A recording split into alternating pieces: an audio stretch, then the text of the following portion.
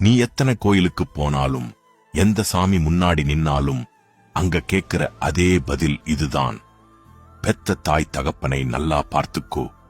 ஏன்னா உன்னை பெத்த அந்த தெய்வங்கள் உன் வீட்டிலேயே இருக்கிறார்கள்.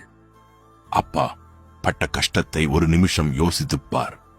நீ இன்று அனுபவிக்கும் ஒவ்வொரு சுகத்திற்கும் பின்னால் அவர் இழந்த உழைப்பும் அவர் விழுங்கித் தீர்த்த கண்ணீரும் இருக்கிறது. அந்த வியர்வையின் வாசனையை நேசிக்கத் தெரியாதவனுக்கு வாழ்வின் அர்த்தம் புரியாது. பணம், பதவி, சொத்து இது எதுவுமே உன்னோடு சுடுகாடு வரை வரப்போவதில்லை.